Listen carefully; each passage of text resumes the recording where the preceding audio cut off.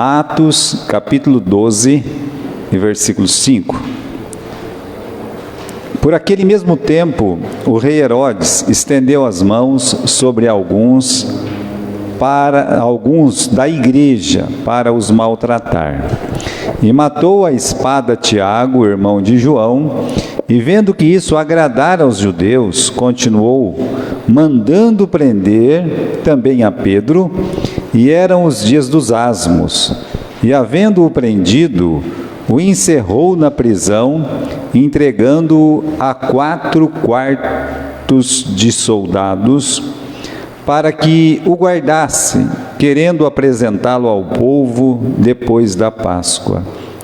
Pedro, pois, era guardado na prisão, mas a igreja fazia contínua oração por ele. Nosso estudo hoje, irmãos, nós vamos tentar responder essa pergunta aqui, tá? O que fazer quando coisas ruins acontecem? Veja que a última grande perseguição havia sido no capítulo 8 do livro de Atos. Desde então, a igreja ela foi pulverizada, levada para outros lugares, e nós estudamos o começo da história da igreja lá em Samaria, de como o eunuco se converteu e levou o evangelho para a África. Nós vimos a conversão de Saulo, como isso traz um impacto grande para a igreja, no capítulo 9. Nós vimos como Pedro, e ele foi um missionário ali no capítulo 10, né, evangelizando alguns lugares, sendo usado por Deus também poderosamente, para que o evangelho entrasse na casa dos gentios. E aí no capítulo 11, temos a organização da igreja de Antioquia. Isso é um marco, tá? É um marco porque a igreja de Antioquia é a igreja missionária do Novo Testamento. E Deus, ele para um pouco essa história. Deus, ele diz para nós, no final do capítulo 11, que essa igreja foi organizada, e diz também que havia uma grande perseguição aos irmãos que estavam na Judéia. Não é perseguição, a fome estava se alastrando por lá, e a igreja na Judéia, que é a igreja de Jerusalém, estava com os dias contados. Você sabe que Jerusalém foi destruída no ano 70 depois de Cristo e não sobrou nada. Todos os judeus da Judéia foram perseguidos praticamente até a morte. Então pouca coisa sobrou do cristianismo judaico depois de 70. E aqui, meus irmãos, no capítulo 12, nós temos algumas pinceladas do Espírito Santo de como a perseguição contra a igreja foi se recrudescendo, aumentando. Olha aqui no capítulo 12, por aquele mesmo tempo do que? Quando Deus estava trabalhando com a igreja de Antioquia, lá, né, na Síria, agora aqui na Judéia está acontecendo o contrário. Por aquele mesmo tempo, o rei Herodes estendeu as mãos sobre alguns da igreja para os maltratar. Então, coisas ruins vão acontecer hoje na nossa história. Mas antes de ver isso, eu queria responder uma pergunta. Qual pergunta? Quem é que está no controle? Quem está no controle? Já fez essa pergunta, né?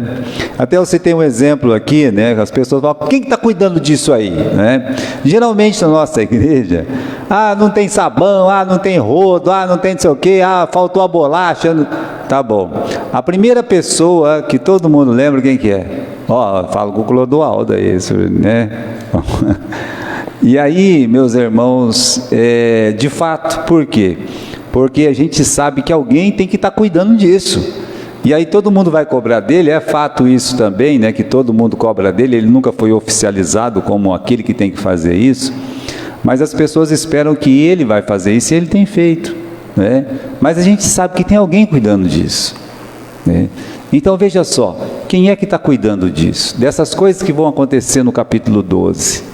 Quem é que está cuidando? vamos refletir um pouco sobre Deus, né? A onipresença, a onisciência, a onipotência de Deus, né? Quem melhor para estar aqui nesse capítulo 12, para saber o que está acontecendo e para fazer alguma coisa, né? É o próprio Deus. Então, meus irmãos, esse capítulo, especialmente o capítulo 12, mostra para nós como Deus ele tem o controle de toda a situação.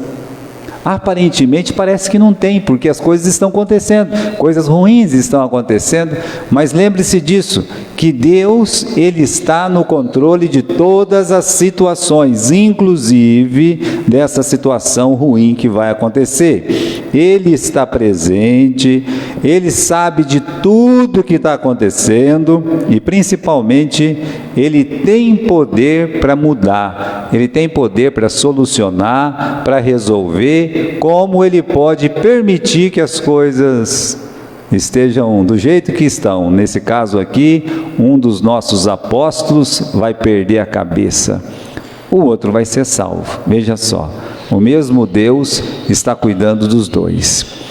Tem coisas ruins acontecendo? Sim, né? Depois da perseguição de Estevão, eu disse, tudo estava mais calmo. Aí, meus irmãos, tem uma nova onda de perseguição. Está aí no versículo 1 do capítulo 12. Por aquele mesmo tempo, o rei Herodes. Bom, agora a igreja está sendo perseguida por uma pessoa diferente do que era antes, não é verdade? A igreja de Jerusalém, ou principalmente na Judéia, vai ser perseguido. Tem duas coisas que vão acontecer, né? Primeiro, eles vão ser maltratados. Segundo, vai começar a rolar cabeça. Se você olhar o versículo 1 do capítulo 2, a perseguição começou contra alguns da igreja, ou seja, eles vão ser maltratados. Depois o rei decide que algumas pessoas têm que perder a cabeça, porque essa é uma estratégia antiga do inimigo. O inimigo sabe que se ele pegar algumas pessoas-chave, e fazer com que aquelas pessoas sofram, os outros vão fazer o quê? Os outros vão ficar com medo e vão recuar. Uma outra coisa que o inimigo faz muito é cortar a cabeça. Ele vai e tenta derrubar de qualquer forma os líderes, porque ele sabe que se derrubar os líderes, o que vai acontecer com as igrejas? As igrejas vão acabar.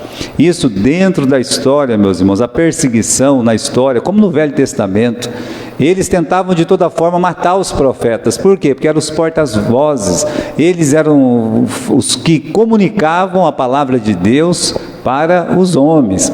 Então era muito importante o diabo matar os profetas. Como aqui nesse caso, 2 elementos vão ser presos. Quem são esses 2 elementos? Tiago e Pedro. Agora, quando você olha para o Novo Testamento, Paulo, quando ele subiu em Jerusalém, ele diz que ele se encontrou com Tiago, Pedro e João. E ele considerava aqueles 3 elementos como o quê? Como as colunas da igreja. Então veja só, se eram 3 colunas da igreja, o que o diabo está fazendo aqui? Já ia matar 2, ia derrubar 2 colunas da igreja, ia ficar só João, coitado. Então ele sabe, Satanás, ele sempre sabe o que ele quer fazer, nem sempre Deus permite que ele faz. Mas aqui coisas ruins estão acontecendo, né? Então, de onde que veio essa perseguição? Eu falei para vocês que essa é a terceira onda de perseguição. Qual que foi a primeira? A primeira, meus irmãos, aquela religiosa desencadeada pelos saduceus, né? Os escribas, os sacerdotes, lembra que o mesmo Anás e Caifás que mandaram prender Jesus, eles prenderam João, eles prenderam Pedro, só que só bateram e soltaram. Então essa foi a primeira perseguição que teve, né? A segunda onda foi ocasionada pelos fariseus, porque teve uma briga teológica entre o Estevão e os fariseus. E os fariseus, eles estão, não é só um tipo de fariseu, tem um monte de tipo de fariseu no Novo Testamento, e esses eram aqueles helenistas, né? Mas muito firmes na posição deles, e eles pegaram o Estevão, levaram para fora, apedrejaram o Estevão e mataram o Estevão, e aí a onda explodiu. Capítulo 8, versículo 1 diz que, olha, a perseguição foi em toda a Judéia, a igreja foi muito perseguida, aí parou parou de novo a perseguição. Então teve a primeira onda, está parecendo o Covid, né? Primeira onda, segunda onda, terceira onda, quarta onda, aqui vai ser a terceira onda de perseguição, só que vai tomar uma forma diferente, né? É a perseguição do Estado, e lembre-se disso, a perseguição do Estado é sempre mais cruel, sempre cruel. É só você pensar na perseguição de Jezabel. Era religiosa? Era religiosa, só que ela era a rainha e o Acabe era o rei. Então eles tinham poder de lei para matar, ou poder de lei para calar, tanto faz.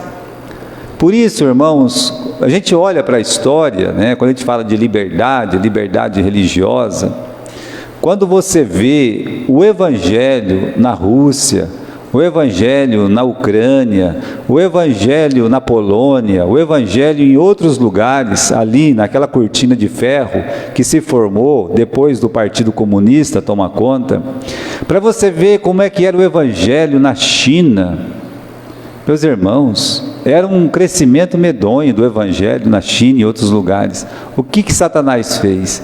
Satanás, ele criou um partido, que é o Partido Comunista, e esse partido ele tem poder de mudar as leis. E mudou a lei, ou seja, não pode mais pregar o Evangelho, não pode mais ter igreja. Acabou, né? Então, irmãos, quando o Estado ele persegue, aí a coisa fica pior, porque eles têm poder de lei. Por exemplo, se saiu uma lei no Brasil, que nem saiu, a gente não ficou sem culto por algum tempo? Nós ficamos sem culto. Por quê? Porque tinha uma lei. Não pode ter culto. Mas tem a Covid. Calma lá, né? É só para mostrar que... mas tem um motivo. Mas e se eles quiserem fechar sem motivo? Porque o que é motivo? Né? O motivo é o que eles querem que seja o motivo, não aquilo que nós acreditamos ser um motivo. Eles criam um motivo. E aí, meus irmãos, tem que obedecer. Se você não obedecer, o que vai acontecer com você? Você vai morrer. Então a perseguição do Estado, ela é sempre mais cruel, porque tem poder de dar fim, né, a essa liberdade. Agora, qual foi a motivação da perseguição, tá? Vamos ver as outras perseguições. Os saduceus, porque tinham inveja. A Bíblia diz que o problema deles era inveja. Os fariseus, eles não tinham inveja não, mas eram fanáticos. Ia para cima, brigava, não deixava falar nada, né? E agora, meus irmãos, a motivação foi puramente política. Política, exatamente, né? Se você olhar aqui no versículo 3, assim que ele matou Tiago, o rei Herodes, ele descobriu uma coisa interessante. Ele descobriu que a morte dos cristãos agradava os judeus. Então, calma lá, isso dá mais voto. Isso aí, né? Isso aí eu posso me autopromover. Se eu matar mais cristãos, mais favorável essas pessoas vão estar a mim. Meus irmãos, a Roma era um jogo político. Quem mandava em Roma era o Senado romano, não era o imperador romano. É o Senado romano que mandava em Roma. E um dos que estava debaixo da autoridade do Senado romano era o próprio Herodes, né? Então, se o Senado visse que o povo lá gostava dele, deixava ele lá. Se o Senado visse que o povo não gostava dele, então eles tiravam o rei de lá, como acontecia muitas vezes. Agora, é uma questão política, essa perseguição foi política, né? Vendo que isto agradava aos judeus. Então, Herodes, ele era antes de tudo um político, e um político ele quer agradar o seu eleitorado. Ele vai falar uma coisa na tua frente, por trás ele pensa completamente diferente. Por quê? Porque ele é político, esse é o jogo dele, ele sempre vai fazer isso aí. Então, irmãos, é triste saber que o sofrimento da igreja causa a alegria deste mundo. É muito triste, mas é o que estava acontecendo. O seu sofrimento, o mundo não vai sentir o seu sofrimento.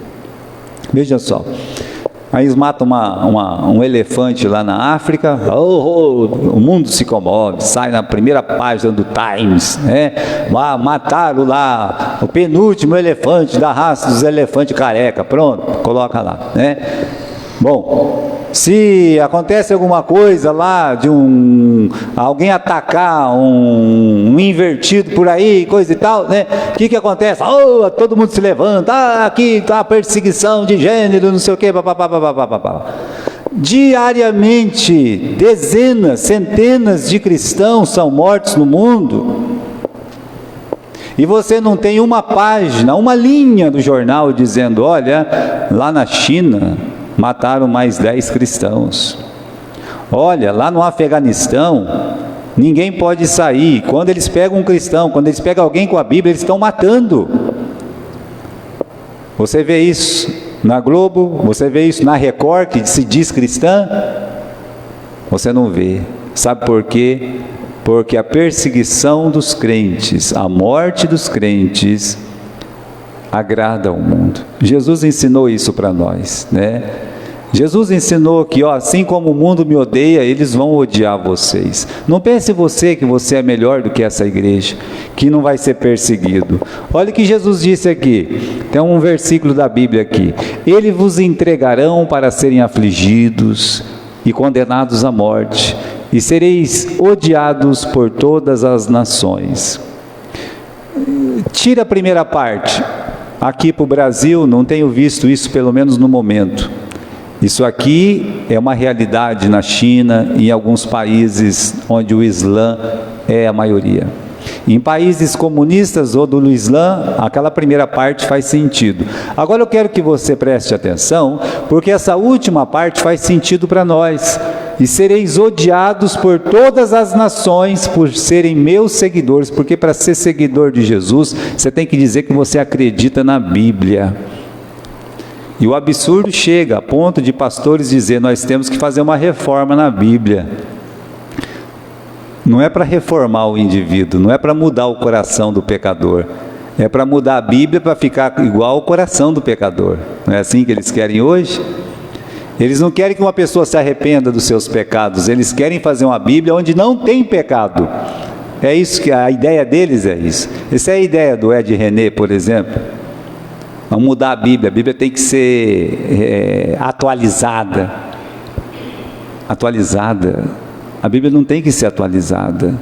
A Bíblia tem que ser seguida, tem que ser crida. Ela tem que ser obedecida. É isso que Deus ensina. Então, meus irmãos, nós temos essa perseguição até que chegou a morte de Tiago. Olha lá, versículo 1. Por aquele mesmo tempo, o rei Herodes estendeu as mãos para maltratar algum da igreja e matou a espada Tiago. Bom, aqui é decapitação. Explica-se que esse Tiago é o irmão de João. Por que Tiago? Eu já disse para vocês. Porque Tiago, o objetivo do rei era matar os principais líderes da igreja. Esse era o objetivo. É o objetivo do rei, porque ele está debaixo de uma autoridade, que é de Satanás, que é do diabo. E o diabo sabe que essa liderança, se morrer, a coisa fica braba, não é verdade? Vocês sabem que na Idade Média, aconteceu uma coisa muito interessante, né? Para desligar lá. Né? Aconteceu uma coisa muito interessante. Os cristãos estavam sendo mortos, perseguidos, né? A igreja estava sendo perseguida, e havia um grupo em especial que era muito perseguido, que era os anabatistas, e eles fizeram um acordo entre eles, na perseguição, que assim que eles matassem um pastor, assim era a lei lá, matou um pastor, a igreja tinha que imediatamente substituí-lo. Então, assim que eles matavam a liderança, já tinha uma liderança atrás. Matava aquela liderança, já pensou, meus irmãos, ninguém queria ser pastor, né? Porque ia ser a próxima bola da vez, a próxima morte. E só que eles continuaram, eles deram continuidade à nossa história. Então, está aqui, o objetivo era cortar a cabeça, né? E finalmente o Tiago, ele cumpre o que aconteceu. Aquela palavra que a mãe dele falou, Senhor Jesus, fala para os meus filhos sentar um à direita e à esquerda. E Jesus diz, olha, eu não tenho que decidir isso, meu Pai que está no céu vai decidir isso, né? Eles podem beber o cálice que eu vou beber? Né? Aí o Tiago e o João disseram, nós podemos beber o cálice, né?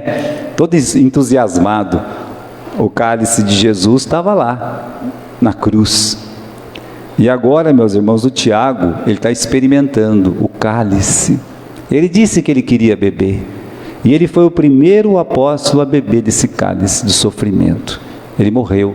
Agora, imagine que os outros apóstolos, ninguém falou, eu também quero beber desse cálice, né? Porque ninguém quer morrer.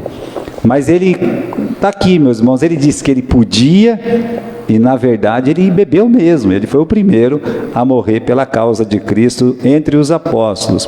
Uma outra coisa, meus irmãos, aí depois que ele perdeu a cabeça, versículo 3, vendo que isso agradava aos judeus, continuou e mandou prender também Pedro. A prisão para a morte de Pedro. Ele foi o próximo da lista. E eu falei para vocês, tinha que matar o Tiago, porque o Tiago ele era o pastor mesmo ali da igreja de Jerusalém, o titular talvez seria o Tiago. O Pedro ficava mais para fora, vocês lembram, ele viajava muito, mas agora ele está de volta para Jerusalém, sendo ele um nome importante. Então, quem está aí? O Pedro? Vamos pegar o Pedro. Pegaram o Pedro, tá? E agora, veja que ele mandou prender, e no versículo 3, no final, diz que eram os dias dos asmos, e havendo prendido, o encerrou na prisão, entregando-o a 4 quaternos de soldados para que o guardasse, querendo apresentá-lo ao povo depois da Páscoa. Jesus ele foi morto antes da Páscoa. E aqui ele quer matar o Pedro depois da Páscoa. E o que ele está querendo com isso? Primeiro, ele guardou, ele não matou, falou assim, ó, é tempo dos asmos, a gente não pode matar ninguém nesses dias para respeitar a lei dos judeus, mas assim que acabar os dias dos asmos, nós vamos cortar a cabeça dele também, né? Depois da Páscoa, nós vamos fazer isso aí. Ou seja, ele queria um espetáculo público.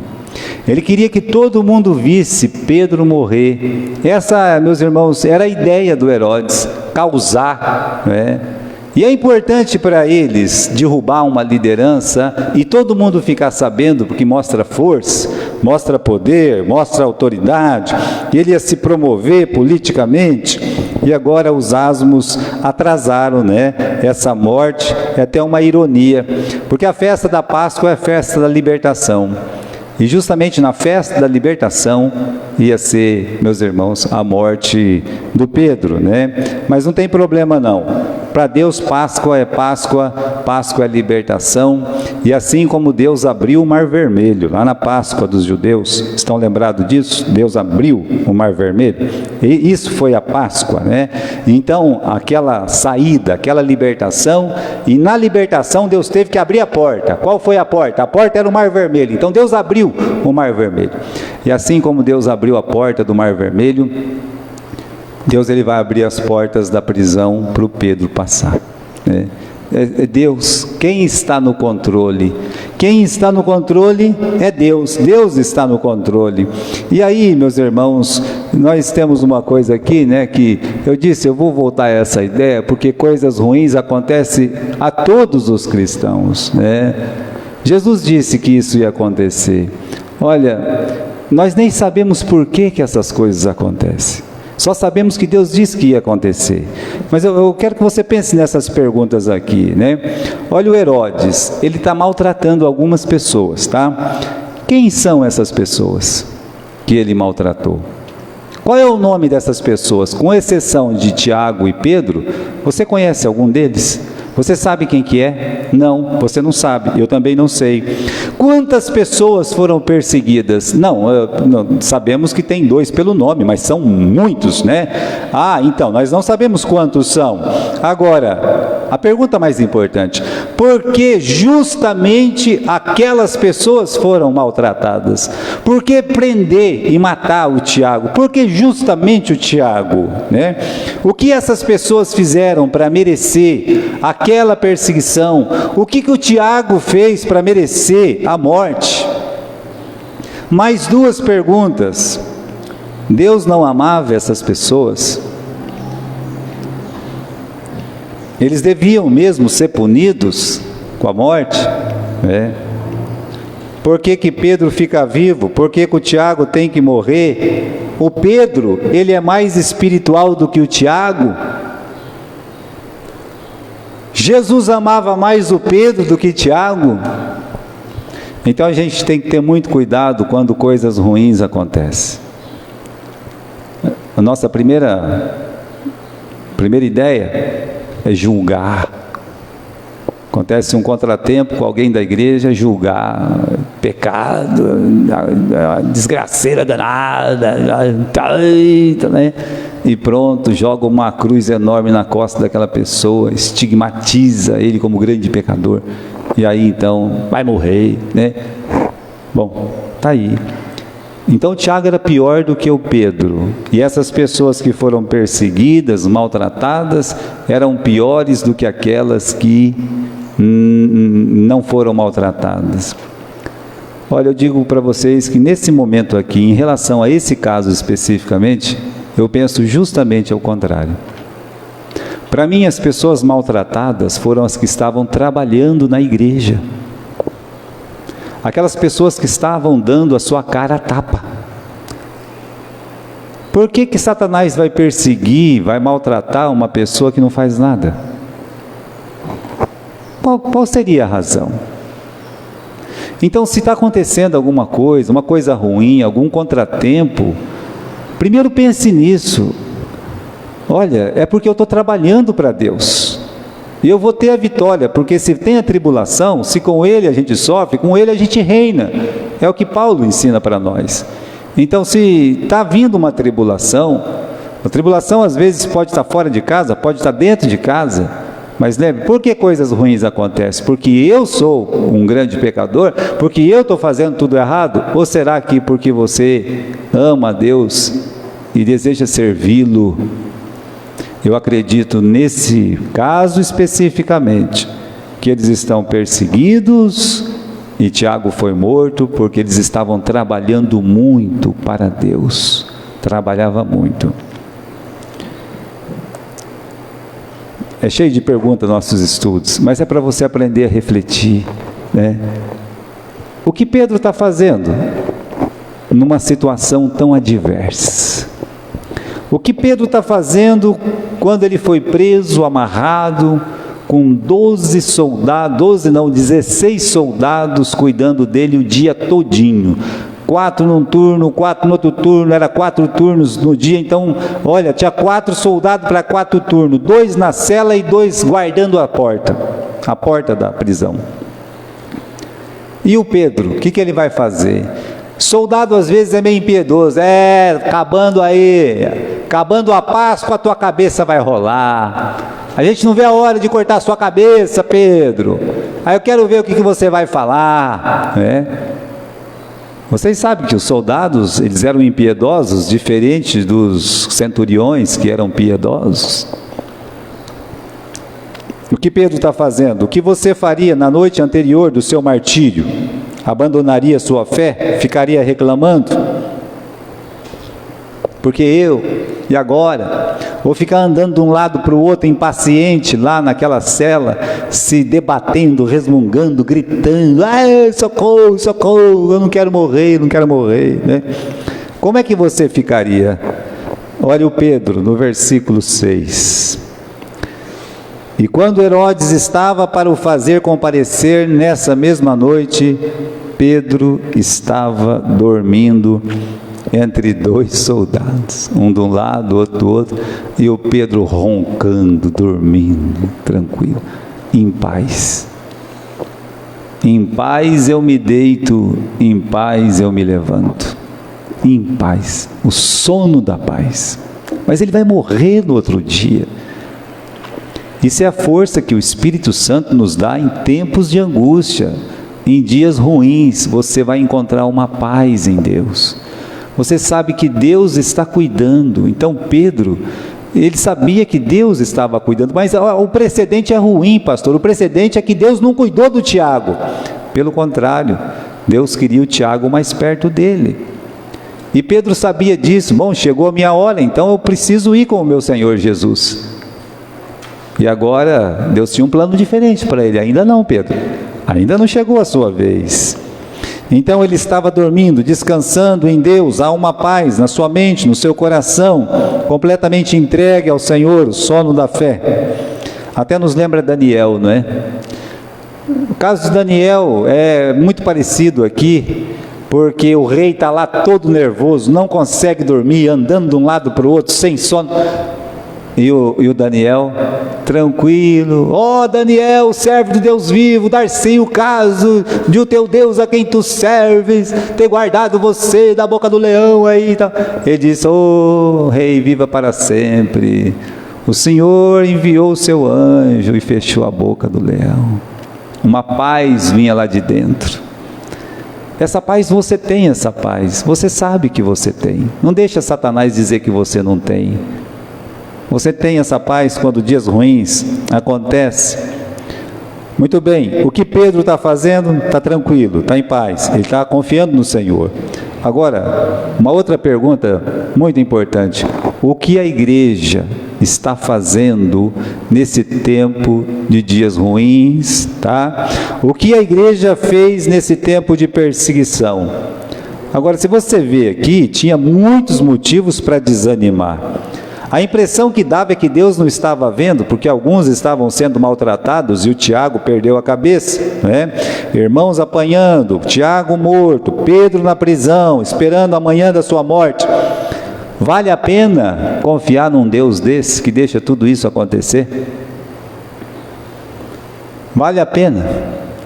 Olha o que a igreja está fazendo no versículo 5, enquanto Pedro está fechado, guardado na prisão. É até um contraste aqui, né? Pedro guardado na prisão, e a igreja? Mas a igreja, versículo 5, fazia contínua oração por ele a Deus. A arma da igreja em tempos difíceis é a oração.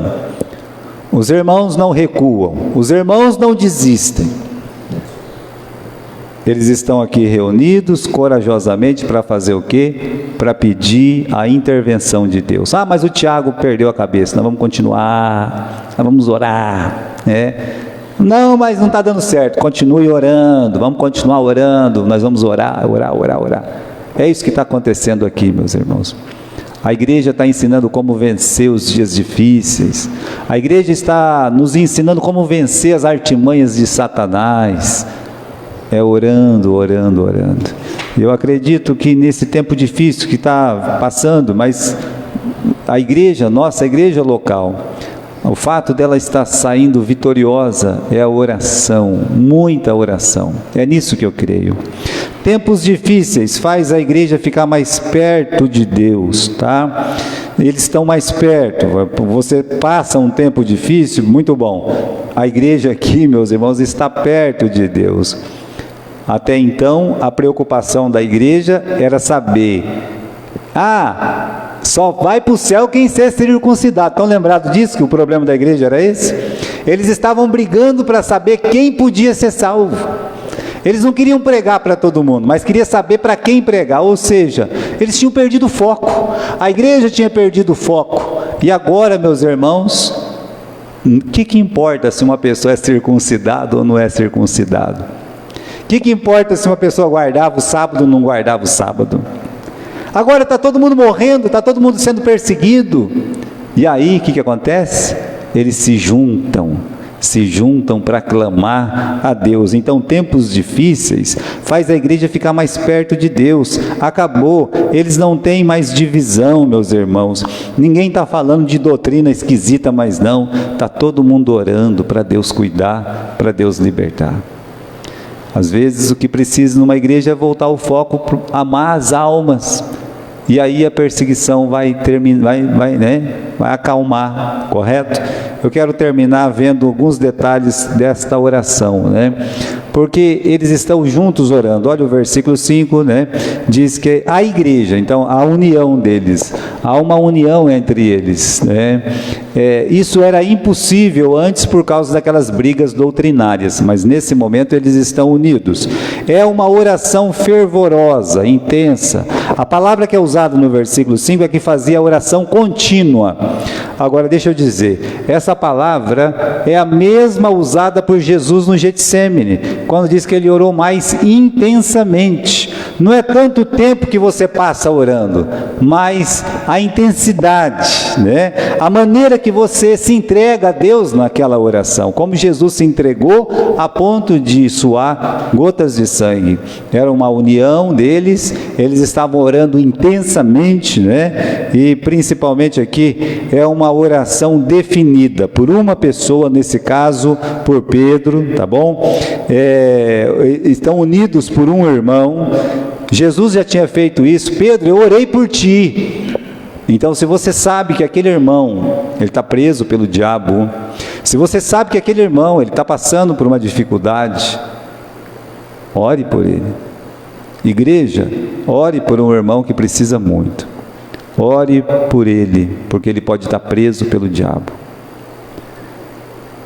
E finalmente, é uma oração perseverante, né?